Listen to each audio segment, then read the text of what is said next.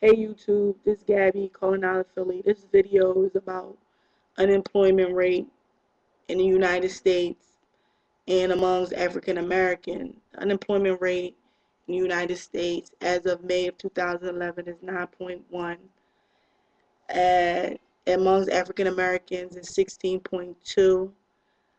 In Pennsylvania alone, unemployment is 7.1, and in Philadelphia, unemployment is 9.3.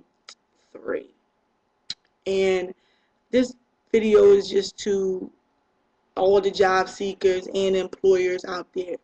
This is my message to employers. As a job seeker, because I'm currently unemployed, it's very inconsiderate for you to leave postings on your website and the job is filled. When the job is filled or the closing date of the position is ended, it is considerate for you just to take the poster down rather than keeping it up and don't even have a deadline on there and the position's already filled. That's my biggest problem. I come across it all the time, that a posting is left on you guys' websites and the position is full. Or guys need to start putting application deadlines on jobs so we can know as a job seeker, if I'm interested in this position, I got such and such date to fill out this application to be considered for the position. So I think y'all need to work on that universally. And secondly, when you guys put no call, we call you guys because we want to know what's the status of our application. We want to put a face to our application. We want to put a voice to our application. Because of technology, we have become so impersonal with each other.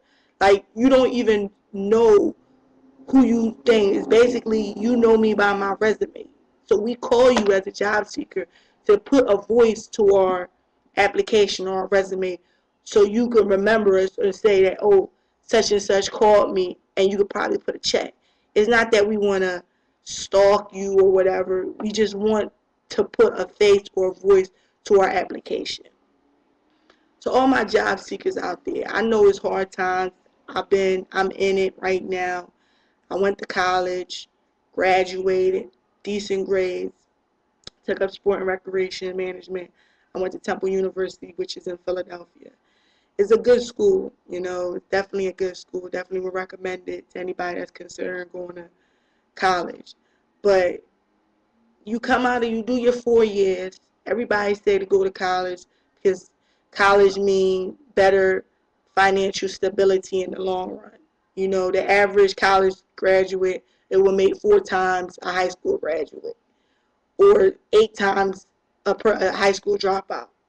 Yeah, that's good and dandy. But the fact of the matter is, what happened to all the people that graduated and can't find a job? Can't find a job. And you got student loans to pay. What, you can only get forbearance? I think they raised it to 3 years with the government. Other companies is only 6 months to a year. So if you went and got alternative loans, you only got a year to find a job, become stable, and start paying your student loans. If not, you're going to end up in default, bad credit. And then that's going to affect you in the long run, because when you got bad credit, you can't get no mortgage, can't buy no car, you can't do pretty much anything. So it's like the system is set up for you to fail. Like,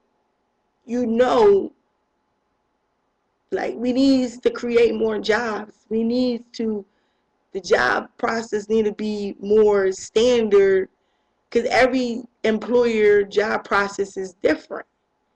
And it's you basically, in some places you go interview and it's basically up to one person to decide who's going to get this position.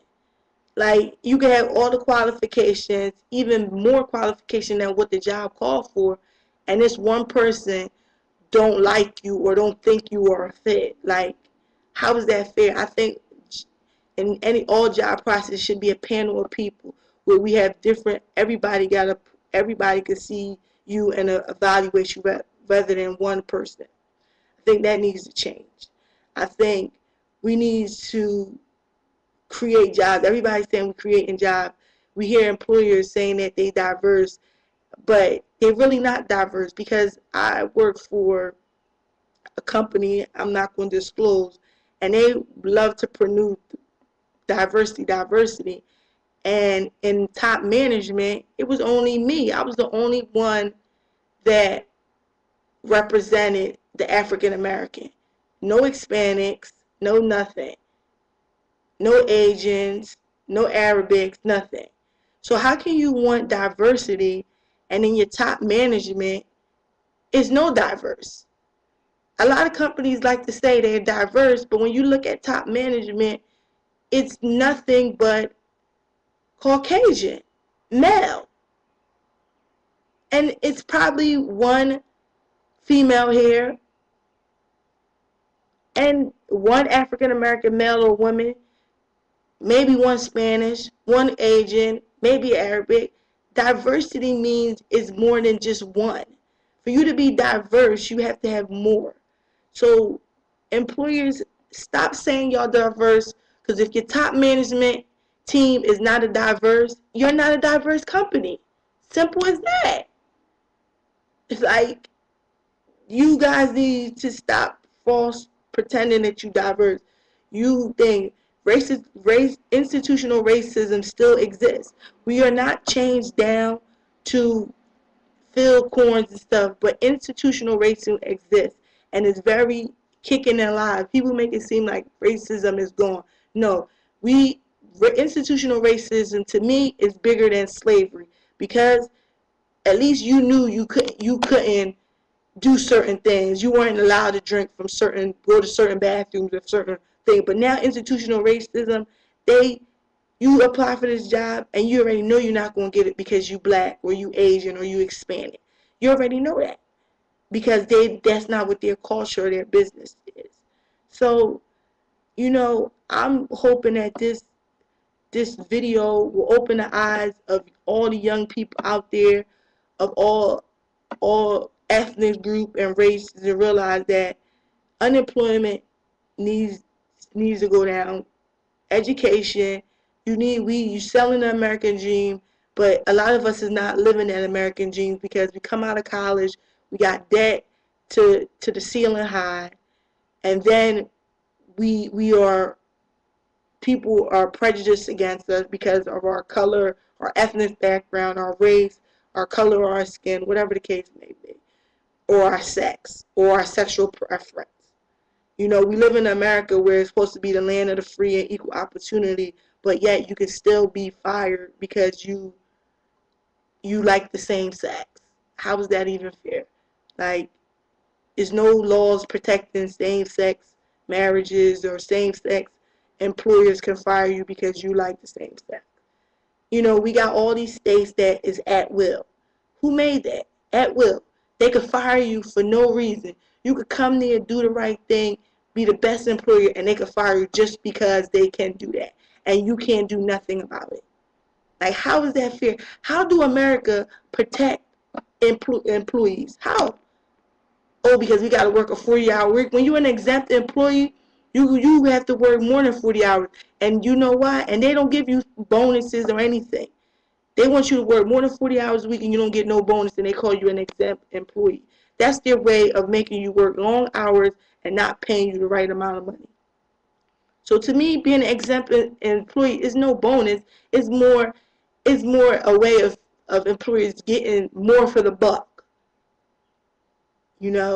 So as I said before, employers, it's some really bad employers, and my last employer who I worked with, they were not a good employer at all.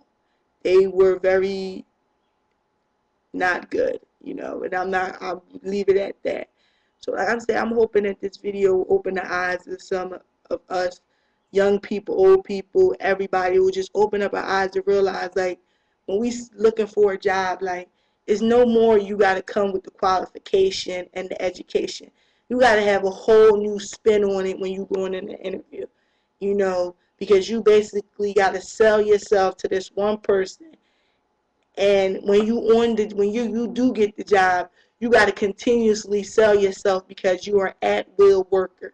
If no one knows what an at-will, if you don't know what an at-will worker is, they can basically fire you for no cause, no reason. And many states, Pennsylvania specifically, is an at-will state. So they don't need no reason to fire you, you know.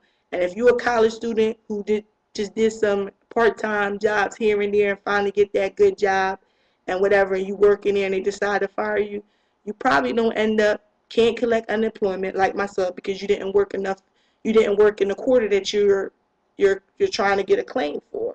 So, you know, you got to know these things. You really got to be knowledgeable of these things because the world, the government, and the world is just set up for failure, how everything is set up. You know, you get a job, you work in there for a year, 5 months, 6 months, or however long, they fire you, then you lose everything, lose your house, your car, everything. That's why we in a mortgage crisis, because people lose their jobs and everything just goes down flat. But that's just me telling you guys. Hopefully this video will open the eyes and show you guys that this unemployment thing is really serious. And me being a job seeker, the employers are very inconsiderate of job seeker with leaving postings up that the jobs are filled, saying no calls, just treating you like you're nobody. And you got to sit home all day waiting for an employer to call. Every morning I get up, I sit home and wait for an employer to get up. Me looking for a job is actually a job because I got to go through different websites. I got to be putting an application, writing different letters, doing all sorts of things. So I would say I spend about 8 hours a day looking for a job, which is crazy. And still haven't been successful. If you guys were able to see my routine every day on how diligently I look for a job and I still haven't been successful to find a job, you would just be amazed. But I'm out. Hopefully, like I said, this video will open the eyes. Peace and love.